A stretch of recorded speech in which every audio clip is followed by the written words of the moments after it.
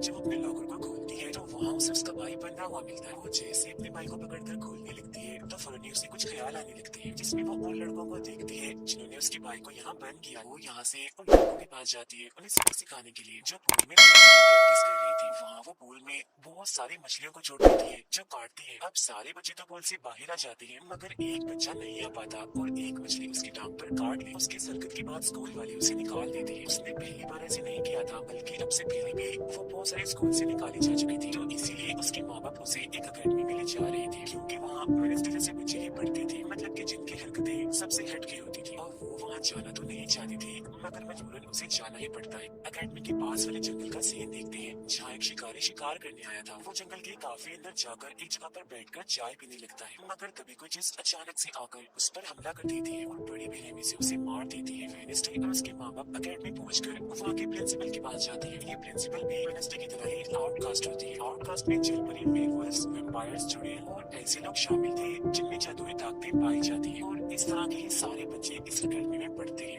Wednesday के साथ जिसने कमरे में रहना था, यानी उसके रूम में, उसने कमरे को काफी रंगीन बनाया हुआ था, इसीलिए सब कुछ वेडनेसडे को पसंद नहीं आता, क्योंकि उसे तो बस काला रंग ही पसंद था। यहाँ का सारा माहौल देखकर वो मुंह बना लेती है। तब उसकी रूममेट उससे पूछती है, तुम ठीक हो ना, क्या हुआ तुम्हें? जिस पर उसके डैड जवाब देते हैं, मेरी बेटी बड़ी अजीब है, काफी बोर है और बस इसे तुम जिंदा लाश समझो। अपने डैड की ये बातें सुनकर वेडनेसडे उन्हें घूरने लगती है। अब उसकी रूममेट उसे पूरे अकेडमी घुमा रही थी, तब एक लड़का वहाँ आकर वेडनेसडे से उसकी फेसबुक आईडी मांगता है, जिसमें वो कहती है, मैं कोई भी सोशल मीडिया इस्तेमाल नहीं करती, क्योंकि सोशल मीडिया हड्डियों को सड़ा देने वाली सिर्फ एक बीमारी है और कुछ भी नहीं। जाने से पहले वेडनेसडे की मॉम उसे कहती है, अब तुम यहाँ से कभी भाग नहीं पाओ। इस पर वो कहती है, देख लीजिएगा, मैं आपसे वादा करती हूँ कि जल्दी मैं यहाँ से भाग जाऊंगी। वहाँ से जाते वक्त उसके डैड वहाँ एक हाथ छोड़ देते हैं ताकि वो वेडनेसडे पर नजर रख सके। उधर जंगल में जब पुलिस छानबीन करने आती है तो उन्हें उस शिकारी की लाश के टुकड़े अलग अलग जगहों पर पड़े मिलते हैं। ऐसा हादसा वहाँ पहली बार नहीं हुआ था, बल्कि तीसरी बार ऐसा हुआ कि अकेडमी के इस जंगल में कोई मारा गया। और वेडनेसडे अपने कमरे की सारे रंगीन चीजें हटा देती है और अपने रूममेट से कहती है, शोर मत करो, कमरे में शांति बनाओ, क्योंकि ये मेरे नॉवल लिखने का वक्त। मगर वो तो गाना लगाकर डांस करने लगती है, जिससे वेडनेसडे को गुस्सा आ गया था और वो उसे गाना बंद करने को कहती है। तो वो रूममेट अपने पंजे दिखाकर उसे डराने लगती है, क्योंकि वो थी एक वेयरवुल्फ, मतलब कि आधे इंसान और आधे वुल्फ। भी इधर एक टीचर आती है जो काफी अच्छी थी और वो वेडनेसडे को वेलकम के तौर पर एक फूल गिफ्ट देती। और अगले दिन जब वेडनेसडे कहीं जा रही थी तो उसके डैड का जुड़ा हुआ वो हाथ छुप छुप कर उसे देख रहा था, और फिर तभी उसके ऊपर एक स्टैचू गिरने वाला था, मगर बिल्कुल ठीक वक्त पर एक लड़का जिसका नाम जेवियर है उसे बचा लेता। लेकिन इस हड़बड़ी में वो बेहोश हो गई थी, और जब उसे होश आती है तो बजाय जेवियर का शुक्रिया अदा करने के, वो उसे कहती है कि मुझसे ये उम्मीद मत रखना कि मैं तुम्हारी शुक्रगुजार रहूंगी, क्योंकि तुमने मुझे बचाकर गड़बड़ कर दी, मेरी इतनी अच्छी मौत को टाल दिया। जब जेवियर कहता है, मैं तुम्हें काफी पहले से जानता हूँ, जब हम 10 साल के थे तब हमारी मुलाकात हुई थी, हम दोनों खेल रहे थे तो मैं जाकर एक ताबूत में छुप गया, लोग मुझे जलाने ही वाले थे, मगर तुमने मेरी जान बचा ली, और आज मैंने तुम्हारी जान बचाकर हिसाब बराबर कर दिया। वेडनेसडे जब अपने कमरे में आती है तो उसे अपने बेड पर कुछ महसूस होता है। वो जैसे बिस्तर हटाती है तो वहाँ उस हाथ को देखकर फौरन उसे पकड़ लेती है और पूछती है, तुम कौन हो और यहाँ क्या कर रहे हो? जिस पर वो कहता है, मुझे तुम्हारे डैड ने तुम पर नजर रखने को कहा है, वही मुझे यहाँ पर छोड़ कर गए हैं। और वो उसे कहती है, मगर आज के बाद तुम मेरे लिए काम करोगी, वरना मैं तुम्हें हमेशा हमेशा के लिए दराज में बंद कर दूंगी। तो वो इस चीज के लिए मान जाता है कि ठीक है, मैं हर तरह से तुम्हारी मदद करूंगा।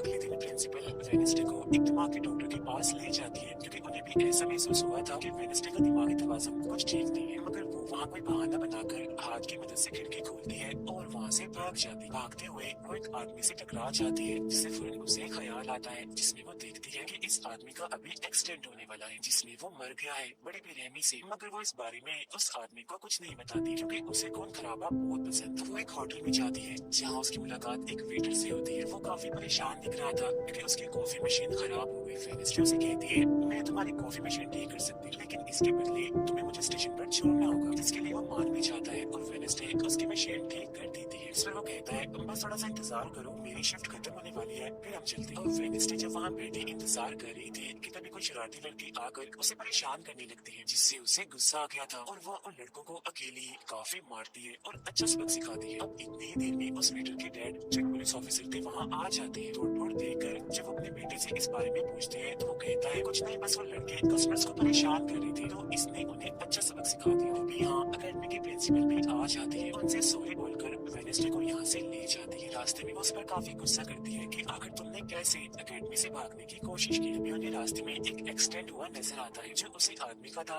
जिससे वेडनेसडे टकराई थी, जो देख प्रिंसिपल घबरा जाती है। कहती है मेरी दुआ है ड्राइवर को कुछ ना हुआ हो, जिस पर वेडनेसडे कहती है वो तो मर गया है और उसकी गर्दन भी टूट गई है। एकेडमी में आने के बाद वेडनेसडे गिटार बजाने लगती है। वो काफी अच्छा बजा रही थी जिसकी धुन प्रिंसिपल के साथ साथ काफी बच्चों को भी पसंद आती है। रूममेट जब कमरे में आती है तो उसकी नजर हाथ पर पड़ती है, जिस बारे में वो वेडनेसडे से पूछती है कि ये क्या चीज है, जिस पर वो जवाब देती है कि हमारे एडम फैमिली का एक मेंबर है। अब हम एक अनजान लड़के को देखते हैं जो लाइब्रेरी में जाकर एक किताब से एक सफा पढ़ लेता है जिस पर एक तस्वीर बनी हुई। उधर हाथ भी डर के घर पहुंच जाता है, जिसे देख वो काफी डर गया था और उसे मारने लगता है। फिर हाथ उसे बैठने का इशारा करके उसे वेडनेसडे का नंबर देता है और उसे फोन करने का कहता है। जब वेटर उसे कॉल करता है तो वो कहती है कि हमारे अकेडमी में एक त्योहार मनाया जाने वाला है जहाँ सभी बच्चे आएंगे। मैं वहाँ से भागने वाली हूँ और अगर तुम मुझे स्टेशन तक पहुँचा दोगे तो मैं तुम्हें काफी अच्छा इनाम दूंगी, जिस पर वो वेटर मान भी जाता है। जब वो त्योहार में जाती है तो देखती है कि प्रिंसिपल की नजर मुझ पर ही है, इसीलिए वो एक आदमी को पैसे देकर प्रिंसिपल का ध्यान भटकाने का कहती है। और वेटर वहाँ आकर वेडनेसडे के जाने से पहले उसे उसके डैड का एक पुलिस रिकॉर्ड तोहफे में देता है जो उसने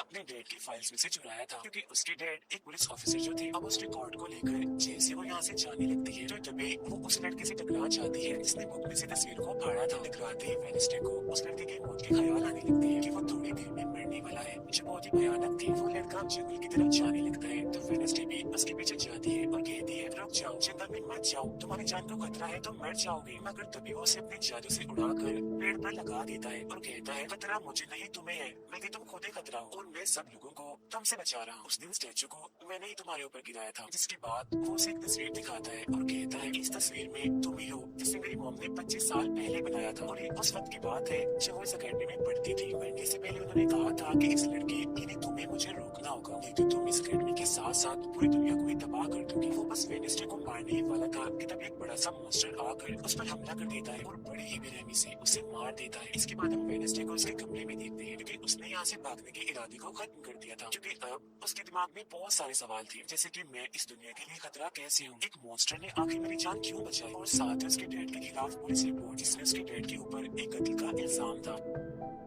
अब अगले दिन पुलिस ऑफिसर वहाँ आते हैं क्योंकि वेडनेसडे ने रिपोर्ट लिखवाई थी कि उस अनजान लड़के की मौत मैंने अपनी आंखों से होती हुई देखी जंगल में। मगर पुलिस को वहाँ ना कोई लाश मिलती है और ना ही कोई ठोस सबूत। तो वेडनेसडे से पूछते हैं कि आखिर तुम इतनी रात को जंगल में कर क्या रही थी। इस पर वो कहती है मैंने जंगल में उस लड़के को जाते हुए देखा था और जब मैंने उसका पीछा किया तो देखा कि एक मॉन्स्टर ने आकर उसे मार दिया है, जिसके बाद में बेहोश हो गई। फौरन प्रिंसिपल पुलिस ऑफिसर से कहती है उस लड़के का कोई कत्ल नहीं हुआ, वो जिंदा है, बस यहाँ से भाग गया है। इसीलिए आपको वेडनेसडे की बातों को यकीन नहीं करना चाहिए। अक्सर इसे इस तरह के दौरे पड़ते रहते, हम इसका इलाज करवा रहे हैं, जल्दी ही ठीक हो जाएगी। जब प्रिंसिपल वहाँ से जाती है तो वो ऑफिसर से कहती है कि जंगल में कोई तो है जो सबको मार रहा है और उसी ने उस लड़के को भी मारा है। मगर तभी वहाँ वो लड़का आ जाता है जो जिंदा था और बिल्कुल सही सलामत भी। अब अगले दिन जब वेडनेसडे को डॉक्टर के पास ले जाया जाता है तो वो उससे पूछती है कि क्या तुमने ये अफवाह इसलिए फैलाई कि सभी की तवज्जो तुम पर हो जाए, यानी कि तुमने उस लड़के की मौत होते हुए देखा। तो वो कहती है मैं जानती हूँ मैंने क्या देखा है, ओके मुझे तुम्हें बताने की कोई जरूरत नहीं। अगले दिन उसे पता चलता है कि उस लड़के को बगैर किसी वजह से अकेडमी से निकाला जा रहा है, इसीलिए वो अपने साथी और साथ को उस लड़के के पीछे लगा देती है। और प्रिंसिपल के कहने पर वेडनेसडे एक एक्टिविटी में हिस्सा लेती है जिस मकसद के लिए वो क्लब ज्वाइन करती है, जहाँ उसके साथ सिर्फ एक ही लड़का था जिसके साथ उसकी दोस्ती हो जाती है। जब हाथ उस लड़के के पीछे जाता है तो देखता है कि वो अपना रूप बदल रहा है, जहाँ पहले वो एक बुरा इंसान और फिर अकेडमी के प्रिंसिपल का रूप ले लेता है। जिसके बाद हाथ आकर ये सारी बात वेडनेसडे को बता देता है। जब क्लास शुरू होने वाली थी तो जेवियर उससे कहता है कि मेरे साथ वाले सीट खाली है तो तुम यहाँ बैठ जाओ। तो वो उसके साथ आकर बैठ जाती है। जेवियर यहाँ मकड़ी की तस्वीर बना रहा था और फिर अपने जादू से वो उसे जिंदा भी कर देता है, मगर एक झटके में वेडनेसडे उसे मार देती है और उसकी राख उड़ा देती है। अब एक लड़की जो काफी बदतमीज थी और विलन भी थी, उसके और वेडनेसडे के बीच काफी बहस हो जाती है क्योंकि दोनों ही एक दूसरे से काफी चिढ़ती थी, एक दूसरे को जरा भी पसंद नहीं करती थी। और इसके बाद वेडनेसडे अपनी जगह अपने रूममेट को उस क्लब में भेज देती है जहाँ वो एक्टिविटी की प्रैक्टिस कर रही थी और खुद वो अकेले ही चली जाती है अकेडमी के उस जंगल में मॉन्स्टर को ढूंढने के लिए। वेडनेसडे को वहाँ उस अनजान लड़के का टूटा हुआ चश्मा भी मिलता है, वही अनजान लड़का जिसे मॉन्स्टर को मारता हुआ इसने देखा था। और अब जैसे ही वो इस चश्मे को छूती है तो लाइब्रेरी में उसे वहाँ एक किताब भी दिखती है। तो वो उस किताब किताब को खोजने लाइब्रेरी में चली जाती है, मगर उसे वहाँ उस तरह की कोई भी किताब नहीं मिलती। जिसके बाद वो चुपके से जेवियर के कमरे में चली जाती है, क्योंकि वो लड़का और जेवियर एक ही कमरे में रहती थी। वेडनेसडे और हाथ यहाँ पर उस किताब को ढूंढ रहे थे, मगर तभी यहाँ जेवियर आ जाता है, जिस वजह से वो बेड के नीचे छुप जाती है। तभी जेवियर के पास वो विलन लड़की भी आती है और उसे कहती है, तुम मुझसे क्यों नाराज हो? अच्छा गुस्सा छोड़ो, सुलह कर लो। जिस पर वो मना कर देता है। उसके इनकार पर विलन लड़की को लगने लगता है कि ये सब वो वेडनेसडे की वजह से कर रहा है, इसीलिए वो कहती है, एक घर में वेडनेसडे समेत तुम्हारे सभी साथियों की कश्तियों की धज्जियां उड़ाने वाली हूँ। बेड के नीचे छुपे वेडनेसडे और हाथ भी उसकी ये बात सुन लेते। कमरे में वापस आने के बाद वेडनेसडे अपने रूममेट से कहती है कि कल जो कश्तियों की रेस होने वाली है, मैं भी उसमें हिस्सा लूं और कुछ भी हो जाए, उस घमंडी लड़की यानी विलन को मैं हरा कर ही रहूंगी। अब अगले दिन जब रेस शुरू होती है तो बताया जाता है कि इस मुकाबले का कोई भी असूल कानून नहीं है। जो भी टीम सबसे पहले गुफा में जाकर झंडे को लाएगी वही टीम जीत जाएगी। जिसके फौरन बाद गेम शुरू हो जाती है और विलन भी अपनी चालें चलना शुरू कर देती है। वो अपने एक जलपरी साथी की मदद से एक टीम की कश्ती को तुड़वा देती है, जिससे वो पूरी टीम पानी में गिर जाती है। मगर फिर जब वो जलपरी वेडनेसडे की कश्ती की तरफ आ रही थी तो हाथ उससे पहले एक जाल फेंककर उसे जाल में फंसा लेता है। अब किनारे तक सिर्फ तीन ही टीम्स पहुंच पाती है और जब सारे लोग झंडा लेने अंदर जाते हैं तो रूममेट अपने पंजों से जोकर टीम की कश्ती में छेद कर देती है। सभी के साथ वेडनेसडे जब झंडा लेकर आ रही थी तो उसे ख्याल आता, जिसमें वो अपनी जैसी लड़की को देखते हैं जिसके हाथ में किताब थी। होश में आने पर झंडा लेकर वो वापस से कश्ती में चली जाती है। जोकर की कश्ती तो छेद होने की वजह से वहीं पर ही डूब जाती है, जबकि जलपरी दोबारा से वेडनेसडे की कश्ती पर हमला करने लगती है, मगर हाथ पानी में जाकर जलपरी को जोर से मुक्का मारा। वेडनेसडे अपनी कश्ती से बहुत सारे तीर निकाल कर विलन की कश्ती में छेद कर देती है, जिससे उसकी कश्ती डूब जाती है और वेडनेसडे की टीम इस रेस को जीत जाती है। अब ये 4 साल में पहली बार हुआ था जब उस विलन को किसी ने हराया था, इसलिए आज वो गुस्से में आग बबूला हुई। रात के वक्त वेडनेसडे एक स्टैचू के पास जाती है जिसके हाथ में किताब थी। किताब पर लिखी एक पहेली को जैसे ही वो सुलझाती है तो वहाँ एक रास्ता खुल जाता है। जैसे उसके अंदर जाती है तो देखती है कि यहाँ उसके मॉम डैड के अलावा और भी बहुत सारे लोगों की तस्वीरें लगी हुई है। उसे वहाँ वो किताब भी मिल जाती है जिसकी वो तलाश कर रही थी, मगर जैसे वो उस किताब को वहाँ से लेकर जा रही थी कि तभी अचानक से कोई आकर उस पर हमला कर देता है, जिससे वो बेहोश हो जाती है। अब उसे जैसे ही होश आती है तो देखती है कि उसे कुछ लोगों ने बंदी बनाया हुआ है जिन्होंने मास्क भी लगाए हुए थे, मगर उनकी आवाज सुनते ही वेडनेसडे उन्हें पहचान लेती है और कहती है कि मैंने तुम्हें पहचान लिया है, तुम अपने अपने मास्क हटा सकते हो। असल में ये लोग और कोई नहीं बल्कि विलन और उसके साथी थे। इसी दौरान वो अपनी रस्सी भी खोल चुकी थी और वहाँ से जाने लगती है, मगर जाते जाते वो कहती है तुम सब छोटे बच्चे हो, अगवा करना भी तुम्हें ठीक से नहीं आता। वापिस आने के बाद वो उस तस्वीर को किताब पर लगाकर मुकम्मल करती है जिसे उस लड़की ने किताब से फाड़ लिया था और वो उसे पढ़ने लगती है। अब अगले दिन प्रिंसिपल सभी बच्चों को एक प्रोजेक्ट देती है जिसमें उन्हें शहर की सारी दुकानों पर जाकर काम करना था। शहर पहुंचने के बाद वेडनेसडे जेवियर को वो किताब दिखाकर पूछती है कि क्या तुम इस किताब को पहचानते हो? जिस पर वो कहता है हाँ, इस किताब को लेकर मेरी और उस लड़के के बीच में लड़ाई भी हुई थी जिसके बारे में तुमने कहा था कि मॉन्स्टर ने उस पर हमला कर दिया था। ये किताब एक जादूगर की है और 3 सालों से भी ज्यादा पुरानी है, तो तुम इसके साथ क्या कर रही हो? ये सुन वो उससे पूछती है तुम उस जादूगर के बारे में और क्या जानते हो? वो कहता है कुछ खास नहीं, अगर तुम उस जादूगर के बारे में जानना चाहते हो तो तुम्हें उसके घर जाना होगा जो काफी पुराना एक खास घर है। अकेडमी के सारे बच्चे भी अलग अलग दुकानों में जाकर काम करने लगते हैं। वेडनेसडे एक वेट्रेस बनी थी, मगर उसका नखरा गुस्सा देखकर कोई भी उसे खाने की चीज नहीं लेता। वेडनेसडे का दोस्त पेस्ट्री खा रहा था कि तभी शरारती बच्चे आकर उसे परेशान करने लगते हैं और बस फिर होना क्या था, वेडनेसडे वहाँ आती है और उन्हें खूब मारती है। इसके बाद वो अपने उस दोस्त को लेकर जादूगर के घर जाती है ताकि वो सारी सच्चाई जान सके कि आखिर बात क्या है और उस किताब के बारे में भी। उसे वहाँ जादूगर की बहुत सारी चीजें और एक पेंटिंग भी दिखाई देती है। पेंटिंग में वो उसे लड़की को किताब पकड़े हुए देखते हैं जो उसे गुफा के पास भी दिखी थी। उसके ख्याल में जब उनके रेस में वेडनेसडे झंडा लेने गई, फिर उसे वहाँ इस पेंटिंग वाली लड़की की किताब भी मिल जाती है, मगर वो खाली थी क्योंकि वो नकली थी। इतनी ही देर में वहाँ एक औरत आती है तो वेडनेसडे उसे असली किताब के बारे में पूछती है, जिसमें वो कहती है कि वो किताब तो चोरी हो गई थी और इस वक्त तुम जहाँ खड़ी हो ये भी उस जादूगर का असली घर नहीं है। इसके बाद वेडनेसडे विक्टर से मिलने उसके होटल जाती है और उससे जादूगर के असली घर के बारे में पूछती है तो वो उसे असली घर के बारे में बता भी देता है। जहाँ से वेडनेसडे अकेली उस घर में चली जाती, वहाँ उसे एक बूढ़ा आदमी मिलता है जो उसे कहता है ये मेरी जगह है, मेरा घर है, निकलो यहाँ से। तब ये सुन वेडनेसडे का साथी वो हाथ उसके मुंह पर ही हमला कर देता है, जिससे डरकर वो आदमी वहाँ से भाग जाता है। और वेडनेसडे को यहाँ से कुछ नहीं मिलता, इसीलिए वो यहाँ से जाने लगती है, मगर जब वो दरवाजे से बाहर जाती है तो फिर उसे ख्याल आता है जिसमें वो देखती है कि वो जादूगर एक लड़की को चुड़ैल साबित करके इस घर में बंद कर देता है, जहाँ उससे पहले और भी बहुत सारे लोग बंधे हुए थे। ये सारे लोग आउटकास्ट के थे, यानी कोई वेम्पायर था, कोई जलपरी, कोई वुल्फ तो कोई चुड़ैल, इसीलिए जादूगर इन सबको शैतान समझता था। इस तरह के सभी लोगों को यहाँ कैद करने के बाद वो इस पूरे घर में आग लगा देता है। वो बच्चे जिसे जादूगर ने चुड़ैल साबित किया था, वो अपनी मॉम को आजाद करने की कोशिश करती है, मगर नहीं कर पाती, क्योंकि सभी लोगों को जंजीर की मदद से जमीन के साथ बांधा हुआ था। सिर्फ वो बच्ची आजाद थी, इसीलिए अपनी माँ के कहने पर उसे बेसमेंट के जरिए वहाँ से भागना पड़ता है। जिसके बाद वो जादूगर जो बेहद ही जालिम था, सभी आउटकास्ट के लोगों को चिल्ला देता है। वो लड़की वेडनेसडे के पास आती है और कहती है वो बहुत ही जालिम है, हम सबको मार देगा। अब इतनी ही देर में वो जादूगर भी वहाँ आ जाता है, जिससे वेडनेसडे डर जाती है और वापस से होश में, मतलब कि मौजूदा वक्त में आ जाती है। होश में आते वो हाथ से कहती है, मैंने उस लड़की को देख लिया, उसने मुझसे बात भी की, मुझे लगता है वो मेरे खानदान की कोई मेंबर है। तभी यहाँ जंगल वाला मॉन्स्टर आकर इस घर पर हमला कर देता है, मगर जब उसकी नजर वेडनेसडे पर जाती है तो वो यहाँ से भाग जाता है। वेडनेसडे और हाथ उसका पीछा करती है, मगर देखते हैं कि मॉन्स्टर के कदमों के निशान तो इंसानी पैरों के निशान में बदल गए। अगले दिन उस जादूगर की मूर्ति को इज्जत के तौर पर इस जगह पर लगाया जाने वाला था, क्योंकि शहर के लोग तो उसे अपना हीरो ही मानते थे। और आज वेडनेसडे को वहाँ गिटार बजाने के लिए बुलाया गया था, लेकिन वो लोग जैसे मूर्ति लगाकर अपना काम करने लगते हैं तो तभी वो हाथ ले फेंककर मूर्ति को आग लगा देता है, क्योंकि वेडनेसडे के कहने पर उसने पहले ही मूर्ति पर पेट्रोल डाल दिया था। आग देखकर सारे लोग वहाँ से भाग जाते हैं, मगर वेडनेसडे अभी भी वहाँ बैठी गिटार बजा रही होती है। साथ ही वो मूर्ति को जलता हुआ देखकर खुश भी हो रही थी। अब प्रिंसिपल को वेडनेसडे पर ही शक था, मगर उसके खिलाफ प्रिंसिपल के पास कोई सबूत नहीं था। अब जादूगर के जिस पुराने घर में वेडनेसडे गई थी, जहाँ वो बड़ा आदमी था, वो अभी भी वहीं रुका हुआ था, मगर तभी वो मॉन्स्टर वहाँ आता है और उस बूढ़े आदमी पर हमला कर देता है। लेकिन मरते मरते वो बूढ़ा आदमी मॉन्स्टर की 2-3 तस्वीरें अपने कैमरे में बना ही लेता है। पुलिस को जब ये खबर मिलती है तो फौरन छानबीन करने पहुंच जाती है, जहाँ उन्हें बूढ़े आदमी के कैमरा से मॉन्स्टर की तस्वीर भी मिल जाती है। अगले दिन हाथ मुर्दा घर जाकर वहाँ लगे कैमरा पर कोई चीज लगा देता है, ताकि जो वो करे उसे कोई ना देख सके। वो दरवाजा खोलता है तो वेडनेसडे अंदर आती है। वो यहाँ दरअसल उस बूढ़े आदमी के जख्मों को देखने आई थी, जिसे उस मॉन्स्टर ने मारा था। वो बूढ़े आदमी की लाश को देखकर सारा डेटा अपने पास रिकॉर्ड कर लेती है, जबकि हाथ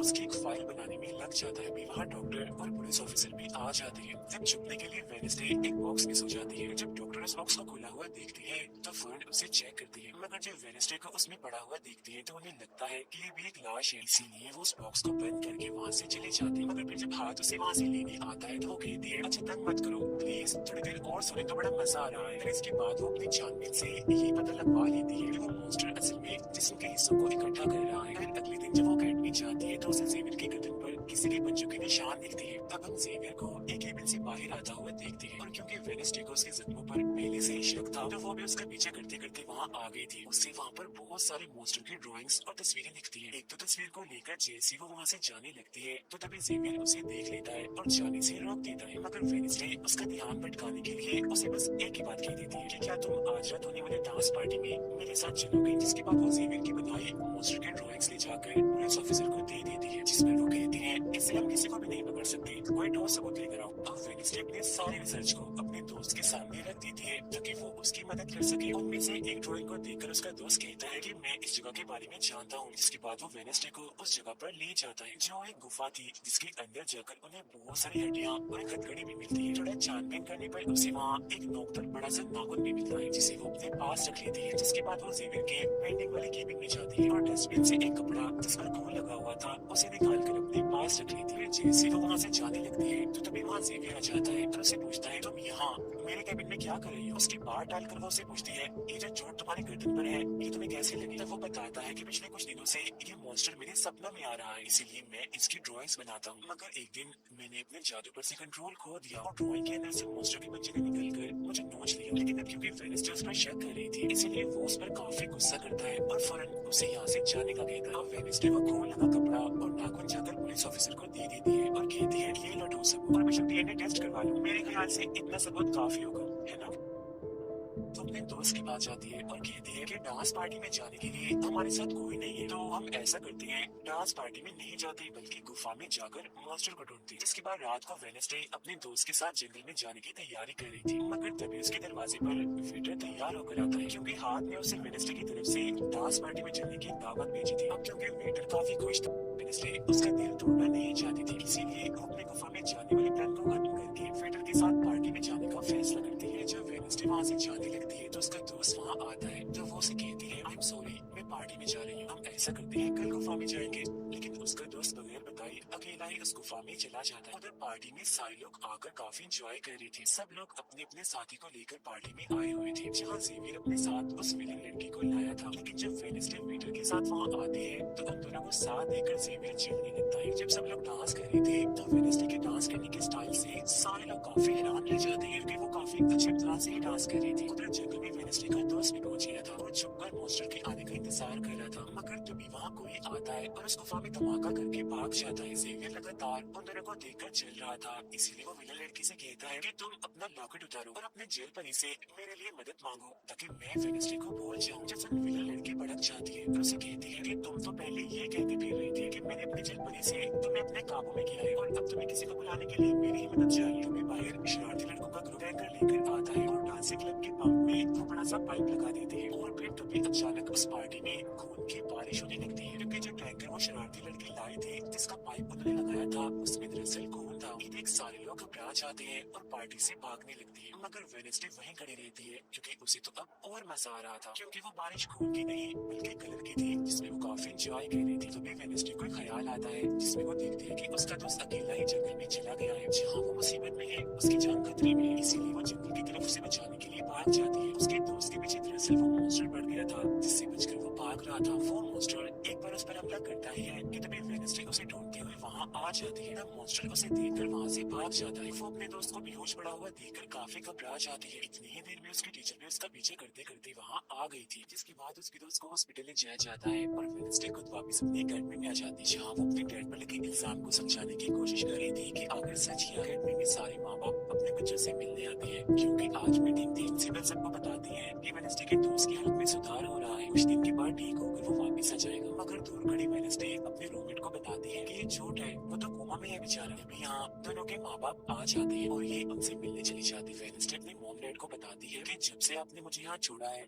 मेरे ऊपर बहुत सारे हमले हुए हैं। अब इन सभी को अपनी अपनी फैमिली से मिलता हुआ दूर खड़ी जेवियर और विलन लड़की देख रहे हैं क्योंकि उनकी मॉम डैड आज भी नहीं आए। अब विलन लड़की सुधर गई होती है, साथ ही उसकी जेवियर के साथ दोस्ती भी हो गई थी और अब से हम उसे जेवियर के दोस्त के। तब इतनी ही देर में उसकी मॉम भी इधर आ जाती है जिसे देखकर वो काफी हैरान थी। वेडनेसडे के माँ बाप प्रिंसिपल से मिलते हैं तो वो कहते हैं कि वेडनेसडे काफी अच्छी तरह से सबसे पेश आती है, इसे डॉक्टर के पास ले जाए इलाज करवाने के लिए। अब इससे पहले वहाँ उसके माँ बाप कुछ कहते फौरन वो बोल पड़ती है कि रुकिए जरा, मैं आपसे कुछ पूछना चाहती हूँ। ये देखिए एक लड़का जिसका नाम गैरेट है, इसके कत्ल का इल्जाम आपके सर पर क्यों है और ये कौन था? जब वेडनेसडे की मॉम उसे कुछ भी बताने से इनकार कर देती है, जब वो अपनी मॉम को ये कहकर यहाँ से चली जाती है कि मत बताइए, बाकी सबूत मैं खुद ढूंढ लूं, वो सीधा जाती है हॉस्पिटल अपने दोस्त से मिलने जहाँ उसका ख्याल वेडनेसडे का साथी हाथ रख रहा था। अब पता चलता है कि डॉक्टर ने अपनी जान ले ली और ये डॉक्टर वही था जिसके मुर्दा खाने से वेडनेसडे बूढ़े आदमी की लाश को देखने आई। मरने से पहले डॉक्टर ने एक खत भी छोड़ा था जिसमें लिखा हुआ था कि मैं गैरेट के केस पर शर्मिंदा हूँ क्योंकि मैंने उसके छोटे रिपोर्ट बनाई थी। अब जब सारे लोग खाना खा रहे थे तो तभी वहाँ पुलिस ऑफिसर आकर वेडनेसडे के डैड को पकड़ लेता है और कहता है कि गैरेट की मौत के इल्जाम में तुम्हें गिरफ्तार किया जा रहा है। जेल में वेडनेसडे अपने डैड से मिलने जाती है, पूछती है कि बताएं गैरेट से आपका क्या वास्ता है। वो बताते हैं कि गैरेट तुम्हारी मॉम से बहुत प्यार करता था। फिर एक दिन जब तुम्हारी मॉम और मैं साथ थे तो गैरेट ने आकर मुझ पर हमला कर दिया। मैंने अपना काफी बचाव किया जिस दौरान गलती से उसकी मौत हो गई। ये सन वेडनेसडे को उनकी बात थोड़ी झूठी लगती है। वो पुलिस ऑफिसर के पास जाती है, कहती है मेरे डैड ने गैरेट को नहीं मारा और ये उनके खिलाफ साजिश की जा रही है। जिस पर वो कहता है दुनिया तुम्हारे हिसाब से नहीं चलती, हमारे पास सबूत आ गए हैं तुम्हारे डैड के खिलाफ। वो कहती है मैं नहीं मानती और मेरा ख्याल है कि जिसने मेरे दोस्त को मारने की कोशिश की उसने ही गैरेट को मारा होगा। बाद में रूममेट अपनी मॉम के साथ बैठी थी जहाँ उसकी मॉम चाहती है कि वो पूरी तरह एक वेयरवुल्फ बन जाए और वो उसे एक डॉक्टर के पास जाने का कहती है, मगर रूममेट ऐसा नहीं चाहती इसलिए वो यहाँ से चली जाती है। अब वेडनेसडे अपनी मॉम के पास जाती है ताकि वो सारी सच्चाई जान सके। उसकी मॉम खुफिया लाइब्रेरी में थी। वो अपनी मॉम से कहती है कि आपने मुझे इस अकेडमी में इसलिए भेजा ना ताकि मैं हमेशा आपकी परछाई बन के रहूं। इस पर उसकी मॉम कहती है कि ये सिर्फ अकेडमी नहीं बल्कि पहले यहाँ एक ग्रुप हुआ करता था जिसकी बुनियाद तुम्हारे डैड की फैमिली की एक औरत ने रखी थी जिसका नाम गोडी था। वो कहती है मैं ये जानना चाहती हूँ कि डैड ने तो गैरेट को नहीं मारा तो फिर किसने मारा है? तब उसकी मॉम सच्चाई बताती है कि जब मैं वहाँ गई तो मैंने देखा कि तुम्हारे डैड और गैरेट आपस में लड़ रहे थे। मैंने उन्हें रोकने की कोशिश की मगर गैरेट तुम्हारे डैड को काफी बुरी तरह से मार रहा था। मैंने फौरन तलवार उठा ली और फिर जैसे गैरेट में पास आने लगा तो तलवार उसके आर पार हो गई और वो मारा गया। मगर तुम्हारे डैड ने मेरी जान बचाने के लिए तलवार मुझसे ले ली ताकि सारा इल्जाम उन पर आ जाए। वेनिसडे कहती है मगर मुझे पता चला था कि जब गैरेट मरा तो उसके मुंह से जान निकल रही थी। ऐसा तो सिर्फ तब होता है जब किसी ने जहर लिया। अब सच पता करने का सिर्फ एक ही रास्ता है, गैरेट की कब्र को खोदना। जिसके बाद वो अपनी मॉम के साथ मिलकर गैरेट की कब्र को खोद देती है और वहाँ से उसकी एक उंगली ले लेती है। मगर तभी तक पुलिस आकर उन दोनों माँ बेटी को गिरफ्तार कर लेती है। जेल में वेनिसडे गैरेट की उंगली अपने मॉम डैड को दिखाती है, कहती है कि उसकी मौत जहर से हुई थी। मगर जैसे उसके हाथ इस उंगली पर लगते हैं उसे फौरन एक ख्याल आता है जिसमें वो देखती है कि गैरेट के डैड ने उसे जहर दिया था ताकि वो इस पूरे घटने के लोगों को मार डाले। मगर जब उसकी लड़ाई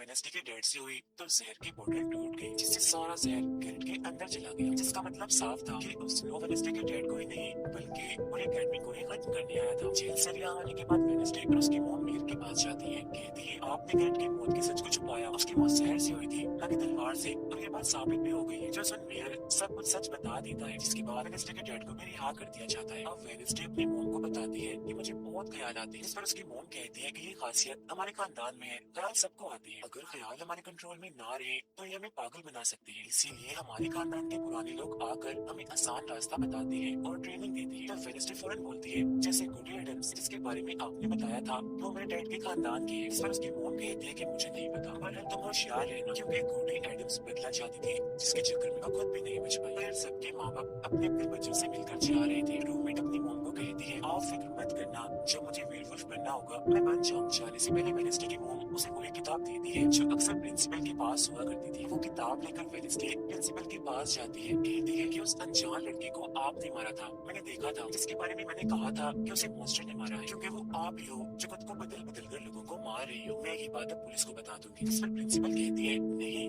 उसे मैंने नहीं मारा बल्कि वो तो अपनी ताकतों पर से कंट्रोल खो बैठा था और उस दिन उसने तुम्हें मारने की भी कोशिश की थी। इनकी बातों के दौरान इन्हें बाहर से शोर सुनाई देता है। ये चेक करने जब वहाँ जाती है तो पता चलता है कि बाहर ग्राउंड में आग से कुछ लिखा हुआ और वेनेसडे अपने चारों तरफ मोमबत्तियां जला के बैठी थी क्योंकि वो घोड़े को बुलाने की कोशिश कर रही। मगर तभी इधर उसकी रूममेट आ जाती है, साथ ही उसे एक खत भी मिलता है जिसमें कोई उसे गुफा में मिलने बुलाता है। जब वेनेसडे अपनी रूममेट के साथ वहाँ जाती है तो गुफा के अंदर जाने के बाद उसे एहसास होता है कि यहाँ कोई है। यहाँ दरअसल जेवियर और उसके साथी थे जो वेनेसडे को सरप्राइज देना चाहते थे क्योंकि आज उसकी बर्थडे थी। यहाँ वेनेसडे को एक लाइन लिखी हुई दिखती है कि जब मैं लौटूंगा तो शोले बरसे। इसे जैसे वो हाथ लगाती है तो उसे ख्याल आता है जिसमें वो उसी लड़की से मिलती है जो अक्सर उसे नजर आया करती थी और ये और कोई नहीं बल्कि गुडी ही है। वो वेनेसडे को एक महल दिखाकर कहती है कि अगर तुम्हें उस जादूगर के बारे में जानना है तो तुम्हें इस महल को ढूंढकर यहाँ आना होगा। जब वो ग्राउंड में खड़ी उस लाइन को देख रही थी जहाँ आग से कुछ लिखा था तो तभी उसके पास जेवियर आता है जिससे वो बात नहीं करती क्योंकि नाराज थी। उसे लग रहा था कि हो ना हो जेवियर ही वो मॉन्स्टर है। फिर वो अपने दोस्त के पास हॉस्पिटल जाती है जो अभी भी बेड पर था और उसकी हालत भी खराब थी, इसीलिए वो उसे कोई बात नहीं कर पाती। और वेनेसडे अपने दोस्त वेटर से मिलने जाती है और उसे उस मेल जो गुडी ने दिखाया था उसकी तस्वीर दिखाकर पूछती है कि क्या तुम इस जगह के बारे में जानते हो, जिस पर वो मना कर देता। अब यहाँ तो उसका काम नहीं हुआ इसीलिए वो उस तस्वीर को लेकर जेवियर के पास जाती है और उससे भी वही सवाल करती है कि क्या तुम इस जगह के बारे में जानते हो। मगर तभी उसकी नजर इसी महल की पेंटिंग पर जाती है जो जेवियर ने पहले से ही बनाई हुई थी, जिस पर वो बताता है कि ये जगह रात को मेरे सपने में आई थी तो मैंने इसे बना दिया। अच्छी बात ये थी कि जेवियर इस जगह के बारे में जानता भी था। तब उसे महल का पता लेकर वेनेसडे वहाँ पहुँच जाती है जहाँ मीर पहले से ही मौजूद था और क्योंकि वो जान गया था कि असली कातिल कौन है तो वेनेसडे उसकी गाड़ी में ही छुप जाती है। मगर जैसे मीर की गाड़ी शहर में पहुँचती है तो कोई उनकी गाड़ी को ठोक देता है जिससे मीर का एक्सीडेंट हो गया था। वो काफी जख्मी हो जाते हैं, उनकी हालत मरने वाली हो गई। फिर अब रात के वक्त वेनेसडे वेटर और अपने रूममेट के साथ उसी महल में आती है। यहाँ उसे ऐसा महसूस होता है जैसे कोई इधर रह रहा है क्योंकि मोमबत्तियां गर्म थी और एक कमरा बिल्कुल साफ था। इतनी ही देर में वो मॉन्स्टर भी यहाँ आ जाता है जिससे बचने के लिए ये लोग छुप जाते हैं। ये लोग देखते हैं कि जिन जिन लोगों पर मॉन्स्टर ने हमला किया था उनके जिस्म के कटे हुए हिस्से यहाँ पर पड़े हुए हैं। अब वेनेसडे अपने दोस्तों को मॉन्स्टर से बचाना चाहती थी इसीलिए वो उन्हें यहाँ से ले जाती है। ये वेटर के घर जाते हैं जहाँ जैसे उसकी डैड आती है तो वेनेसडे उन्हें कहती है कि मैं आपको कुछ दिखाना चाहती हूँ क्योंकि वो पुलिस ऑफिसर जो थे वो जब उन्हें महल में ले जाती है तो वहाँ पर कुछ भी नहीं था। मतलब जिस्म के कटे हुए हिस्से जो पहले यहाँ पर रखे हुए थे अब वो वहाँ पर नहीं पड़े थे, जिससे पुलिस ऑफिसर को गुस्सा आ जाता है और वो कहती है कि आज के बाद तुम मेरी बेटी से नहीं मिलोगी। अब जब वेडनेसडे एकेडमी आती है तो वहाँ उसे प्रिंसिपल मिलती है जो कहती है कि तुम्हें मैंने कहीं भी जाने से मना किया था मगर तुमने मेरी बात ना मानकर अच्छा नहीं किया। जिस पर वो जवाब देती है मैं सच का पता लगवाने गई थी इसलिए मैं माफी नहीं मांगूंगी, मैंने कुछ गलत नहीं किया है। जिसके बाद वो प्रिंसिपल को एक पेंटिंग भी दिखाती है जिसमें वो जादूगर था और वेडनेसडे खुद थी। बताती है कि इसीलिए वो अनजान लड़का मुझे मारना चाहता था क्योंकि उसे लग रहा था कि एकेडमी के लिए मैं खतरा हूँ मगर खतरा दुश्मन कातिल तो कोई और ही है, जबकि मैं तो इस एकेडमी और सबको बचाना चाह रही हूँ तो मुझे एक मौका मिलना चाहिए। प्रिंसिपल कहती है नहीं तुम कहीं नहीं जाओगे, आगे से ऐसी कोई भी गलती की तो मैं तुम्हें एकेडमी से निकाल दूंगी। और वहाँ से वो ये कहकर चली जाती है। कुछ वो अपने कमरे में वापस आती है तो देखती है कि रूममेट अपना सामान पैक कर रही है क्योंकि वो यहाँ से जा रही है। वो गुस्से में वेडनेसडे से कहती है कि तुम्हें सिर्फ अपना काम ही निकलवाना आता है, चाहे इसके लिए तुम्हारे दोस्तों के जान क्यों ना चली जाए, आज वो अजीब सा मॉन्स्टर हमें भी मार देगा। जिसके बाद वो यहाँ से चली जाती है और वेडनेसडे बिल्कुल अकेली रह गई थी इसीलिए कमरे में एक जगह बैठकर उस बॉक्स को देखने लगती है जब वो जादूगर के महल से चुरा कर लाई थी। उसे बॉक्स के नीचे एक खत मिलता है जिसमें वेडनेसडे की अपनी ही बहुत सारी तस्वीरें होती हैं। जो देख वो कहती है मेरी एडम्स फैमिली, जादूगर, मॉन्स्टर और मैं शायद किसी न किसी तरीके से जुड़े हुए हैं। और जब ये बात मेरे को पता चली तो किसी ने उनका मुंह बंद कर दिया मगर मैं चुप नहीं बैठूंगी और तुम जो कोई भी हो मैं तुम्हें ढूंढ लूंगी। देख अब मेयर की मौत हो गई थी और जब उन्हें दफनाया जा रहा था तो वेडनेसडे वहाँ आती है और सोचने लगती है कि कातिल यहाँ आए लोगों में से ही कोई है। मगर तभी उसे जंगल में कोई दिखता है, वो पीछे करती है तो पता चलता है कि और कोई नहीं बल्कि उसका अंकल है। अंकल बताते हैं कि मेरे ऊपर चोरी का इल्जाम है तो कुछ वक्त के लिए मुझे छुप के रहना होगा। जब वेडनेसडे उन्हें एक केबिन में छुपा देती है और मॉन्स्टर की तस्वीर दिखाकर पूछती है कि आप इसके बारे में कुछ जानते हैं, जिस पर वो कहते हैं मैं ज्यादा कुछ तो नहीं जानता, अगर तुम इसके बारे में जानना है तो तुम्हें खुफिया लाइब्रेरी में जाना होगा। वहाँ एक तिजोरी में डायरी है जिसमें इस मॉन्स्टर के बारे में सब लिखा है। आधी रात को वेडनेसडे उस लाइब्रेरी में जाती है जहाँ ज़ेवियर पहले से ही मौजूद था। तब ये उसे कहती है जहाँ जहाँ मॉन्स्टर से हमला हुआ है वहाँ तुम पाए गए हो तो हो ना हो मॉन्स्टर तुम ही हो। मगर वो उसकी बात को अनसुनी करके यहाँ से चला जाता है। तभी इधर उसके अंकल आते हैं। ये मिलकर डायरी को ढूंढ लेते हैं जिसमें इस मॉन्स्टर के बारे में सब कुछ लिखा था कि ये मॉन्स्टर किसी के कंट्रोल में भी आ सकता है और फिर बस ये अपने मालिक के कहने पर ही काम करता है। रात के वक्त वो अपने साथी हाथ को कहती है कि मैं वेटर से मिलने जा रही हूँ, तब तक तो मेरी डायरी का ख्याल रखना। ये जब वेटर के साथ गुफा के अंदर जाती है तो देखती है कि यहाँ उसने गुफा को सजाया हुआ है क्योंकि वो उसे शादी के लिए पूछने वाला था। वापिस आकर वेडनेसडे देखती है कि उसके कमरे का सारा सामान इधर उधर बिखरा पड़ा है और उसकी डायरी कोई चुरा कर यहाँ से ले गया है। फिर जैसे वो अपने साथी हाथ को देखती है तो घबरा जाती है क्योंकि उसकी हथेली में किसी ने चाकू आर पार कर दिया था और अब उसमें जान नहीं थी, वो मर गया था। फिर वो हाथ को लेकर जल्दी से अपने अंकल के पास आती है और दुखी होते हुए कहती है प्लीज अंकल कैसे भी करके हाथ को जिंदा कर दीजिए। तब अंकल बार बार बिजली के झटके उसे देती है जिससे वो जिंदा हो जाता है। वो उसे पूछती है अच्छा तुम पर हमला किसने किया था, जिस पर इशारों से वो बताता है कि मैंने नहीं देखा क्योंकि हमला पीछे से हुआ था। जिस पर वेडनेसडे गुस्से से भर जाती है, कहती है चाहे कुछ भी हो जाए मैं उसे नहीं छोड़ूंगी, वो जो भी है। और वो प्रिंसिपल को आकर कहती है किसी ने मेरे कमरे में तोड़ फोड़ कर दी है, साथ ही कोई इस डायरी को भी चुरा कर ले गया है। वो कहती है वो डायरी तो खुफिया लाइब्रेरी में थी तो तुम्हारे पास कैसी है, तुम ऐसी हरकतें मत करो कि एकेडमी को बंद करना पड़े, ऐसा मैं होने नहीं दूंगी। जब वेडनेसडे वहाँ से जा रही थी तो तभी उसके पास उसके साथी आती है और उसे जानकारी देती है कि गैरेट इसकी मौत का इल्जाम तुम्हारे डैड पर था, उसकी मॉम को किसी ने डबोकर मारा था और मरने से पहले उनकी सारी प्रॉपर्टी एक डॉक्टर ने हथिया ली थी। डॉक्टर नाम सुनकर वेडनेसडे को दिमाग के डॉक्टर पर शक होता है, इसीलिए वो सीधा उनके पास जाती है। कहती है कि मैं जानती हूँ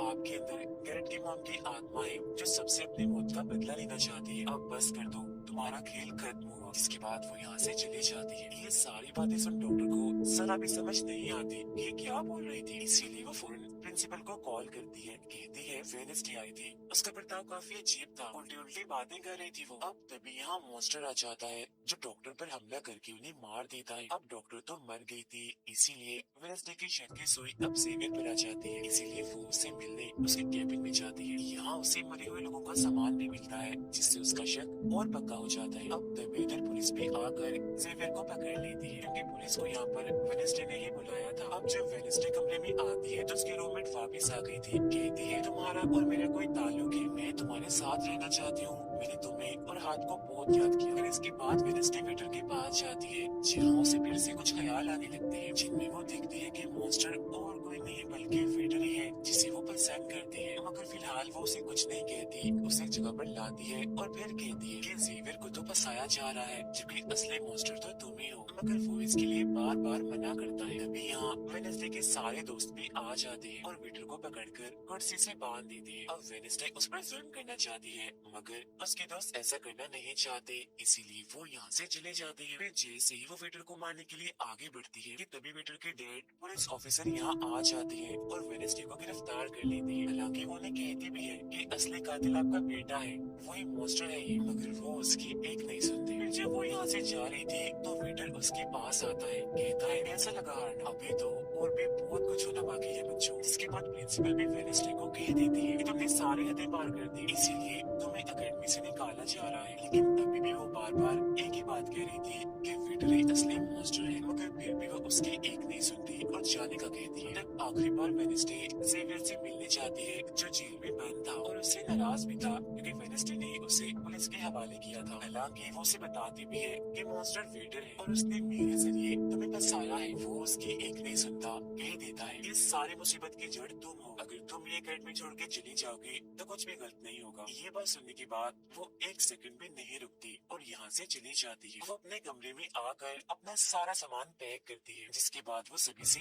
आखिरी मुलाकात करती है। सबसे आखिर में वो अपनी दोस्त से मिलने हॉस्पिटल में जाती है, कहती है मैं तो जा रही हूँ, तुम अपना ख्याल रखना और हाँ बाहर मत निकलना, भाई मॉन्स्टर हो सकता है। और उस दिन गुफा में धमाका करने वाला और कोई नहीं बल्कि प्रिंसिपल ही थी, जिस पर वो कहता है नहीं, धमाका करने वाले के जूते लाल थे, जबकि प्रिंसिपल कभी भी लाल जूते नहीं पहनती। ये बात सुनकर वेडनेसडे को पता चल जाता है कि असली कातिल कौन है। वो अपनी उसी टीचर के पास जाती है जिसे सब पसंद करती थी और कहती है बाकी लोग तो बिना वजह मारे गए हैं, जबकि असली कातिल तो तुम ही हो। तुमने ही वेटर को अपने कंट्रोल में करके उसे मॉन्स्टर बनाया और धीरे धीरे उसे अपना गुलाम बना लिया, अपने इशारों पर नचाकर लोगों को उसके जरिए मरवाया। तभी यहाँ वेटर भी आ जाता है जिसे वो टीचर कहती है जल्दी करो वेडनेसडे को मार दो। लेकिन दरअसल की वेटर नहीं थी बल्कि प्रिंसिपल थी जो रो बदल कर यहाँ पर आई थी और अब टीचर प्रिंसिपल के गले में जहर का इंजेक्शन घुसा देती है जिससे प्रिंसिपल बेचारी मारी जाती है। वो वेडनेसडे को भी बांध कर जादूगर की गुफा में ले आती है। गुफा में आकर वेडनेसडे को पता चल जाता है कि जिन मरे हुए लोगों के जिस्म के हिस्सों को इकट्ठा किया गया था वो दरअसल जादूगर को दोबारा से जिंदा करने के लिए किए गए थे। तभी यहाँ टीचर जो असली विलेन थे